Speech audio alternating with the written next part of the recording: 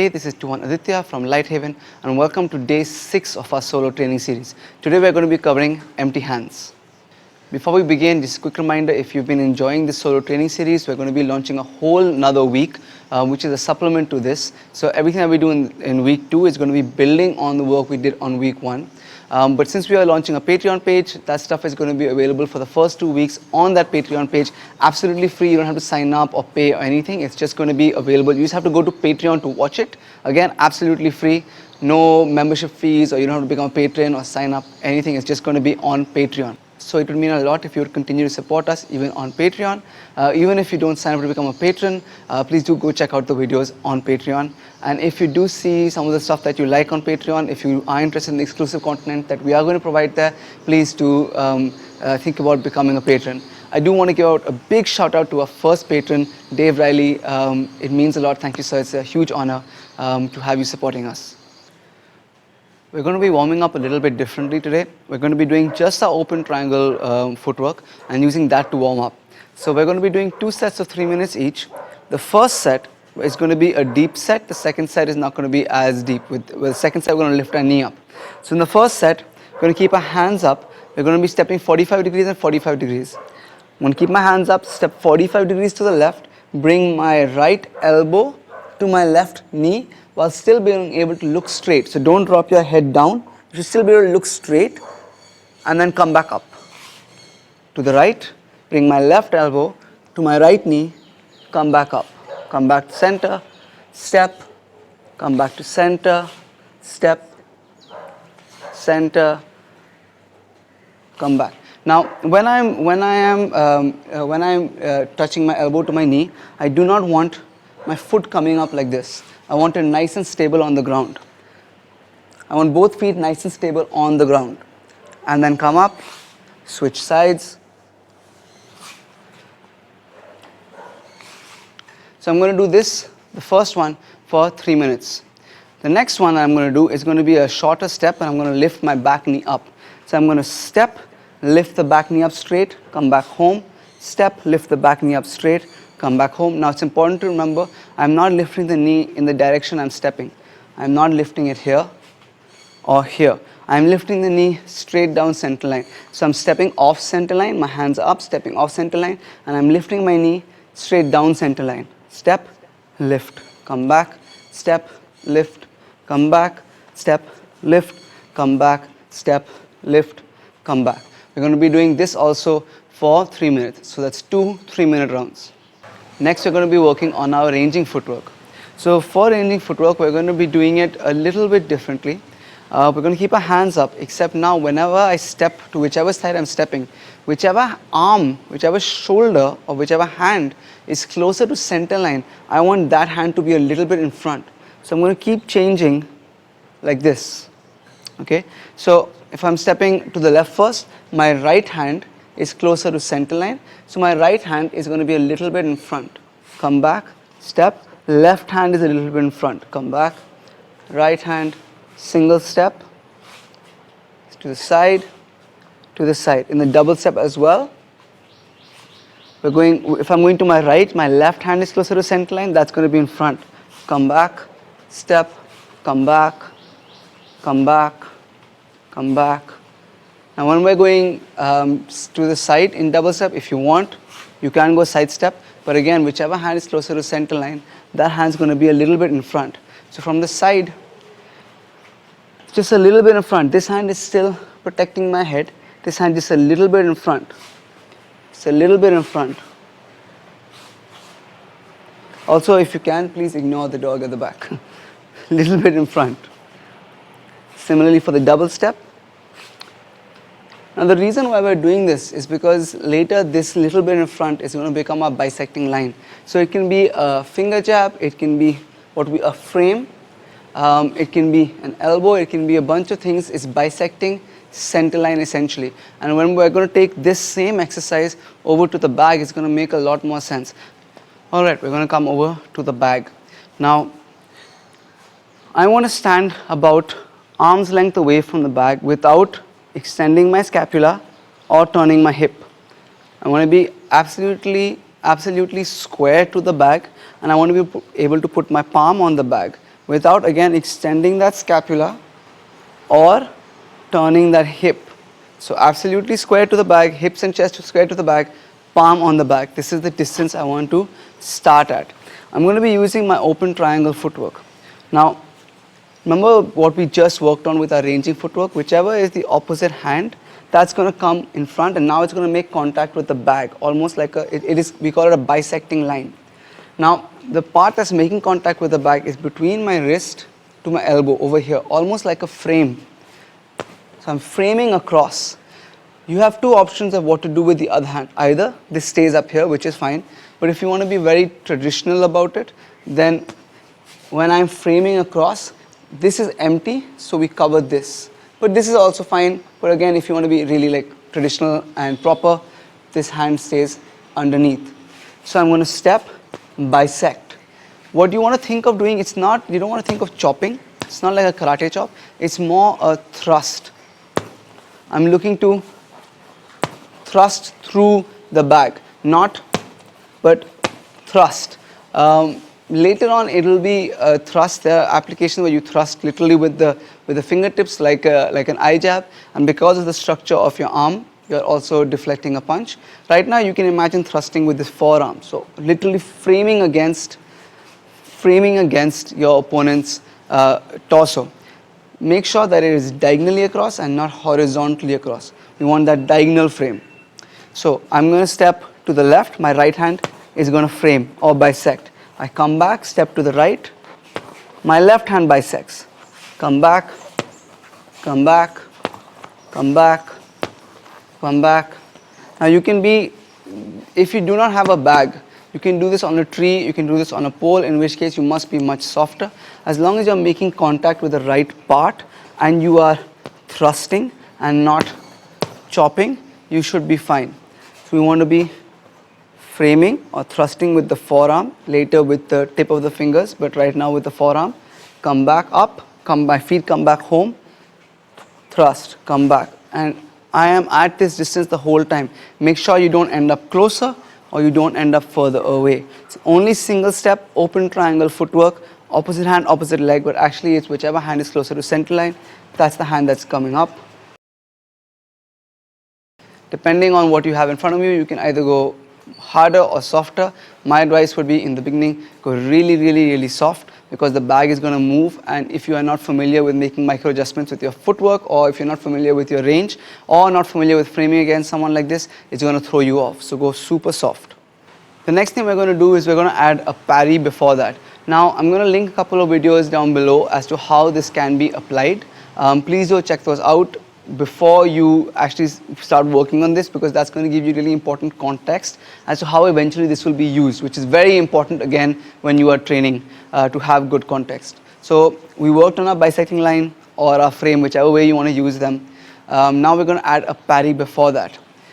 In weapon arts, the distance that you parry an oncoming attack is a little bit different.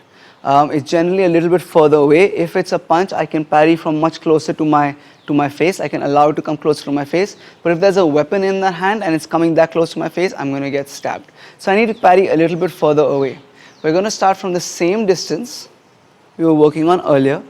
We're going to have the same footwork, and the same hand that's closer to center line is going to be framing. The only thing is, before I'm going to be touching the bag, this can be a slap if you want, it can be a hook if you want, but right now I want you to think of it as a parry and then a bisect. Parry, and this goes underneath. Make sure it does go underneath, because again, when you apply it, it's going to be easier for you to take this hand underneath than for you to bring it from on top. So I'm going to, as I step, I'm parrying. I'm stepping, parrying, framing against it. Again, this hand can be down by your side, covering the open portion over here, or it can be up here. The reason I'm saying open portion is because if my target is here in front of me, I am outside of his shoulders. His one hand is in front of my shoulder. His other hand is over here. So the threat is coming from this side, which is why generally we cover here. But again, if you want to be up here, that's fine as well. So I'm going to parry and step together and bisect. Come back, step, parry, bisect. Come back, step, parry, bisect. Come back, step, parry, bisect.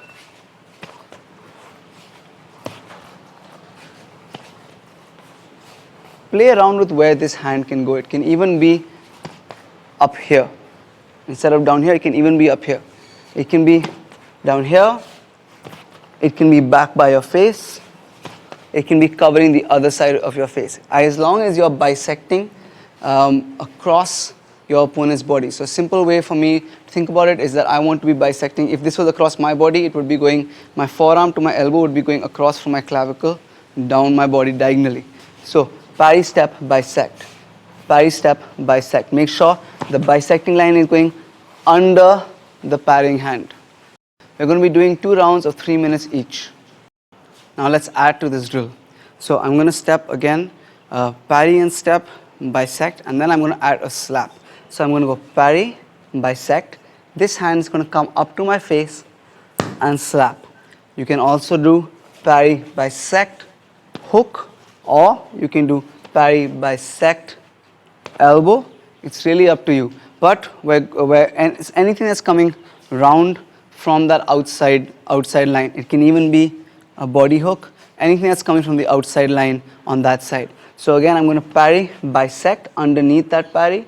This hand comes up, slap, come back. Parry, bisect, slap, come back. Parry, bisect, slap. Parry, bisect, slap. Again, here you have 2 options or 3 options actually. Parry, bisect, this hand goes down, then it can come up as the frame leaves my opponent. That's when the slap is coming in. Do not take this away. Let a pause be there and then slap. As this hand comes back, the hand is attacking. So the first option is it can go from here, up here, or parry, bisect, the hand can come directly back to the face and attack, or parry, bisect, it can go across the face, then here, and then whatever you want to follow it up with. So parry, bisect, pull it back up, slap as the frame leaves the bag or my opponent. Parry, bisect, slap. Parry, bisect, slap. Parry, bisect, slap.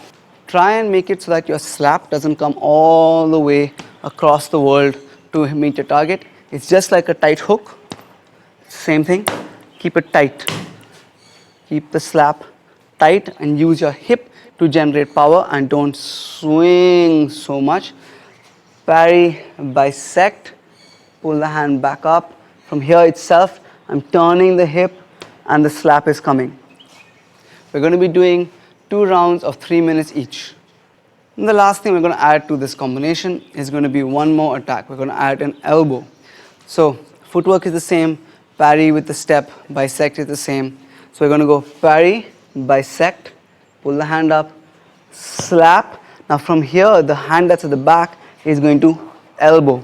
You have an option whether when I elbow, this hand comes back to protect my face, or whether you're imagining that you slapped, grabbed someone's head and pulling them into your elbow. So if I'm doing it in the air, it's parry, bisect, slap, elbow, or parry, bisect, slap, elbow.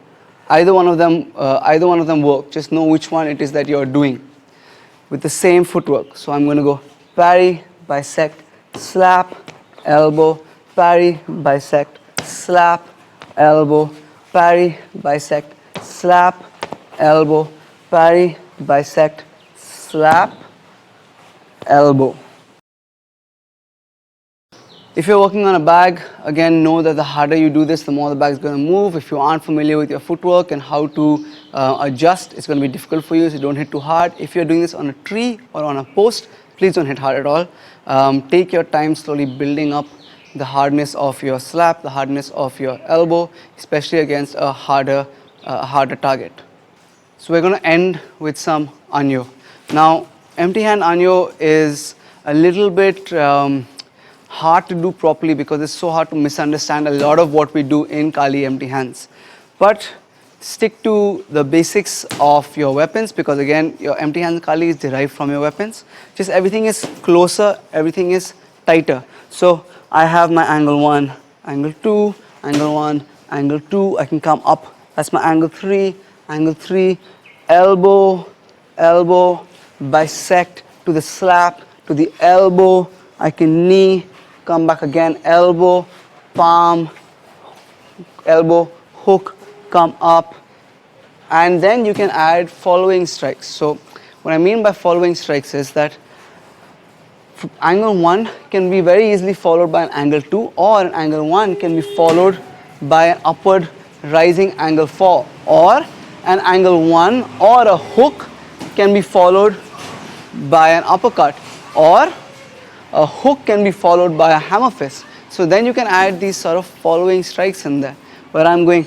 hook, hammer fist, coming back up, elbow is followed by another elbow, is followed by another elbow, forward, hammer fist, hook, hammer fist, slap, hammer fist, elbow.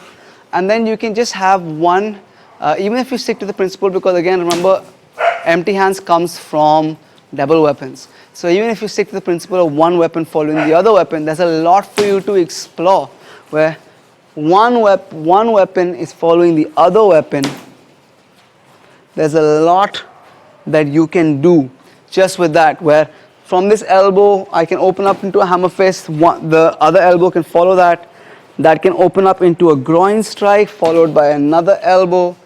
A hook can be followed by a palm strike, can be followed by an uppercut, which can come down with this sinking back fist, which can be followed by that overhand. So there's so much you can play with. Just have one weapon following the other weapon and play around with that. In empty hand Anyo, it's good to first start with just playing, and then slowly the more you understand about weapons and how we use them, the principles that we use them with, especially double knife, the more your empty hands Anyo is going to start to make sense. Again, if you get lost, go back to angle 1, angle 2, or go back to the stuff we just drilled on the bag.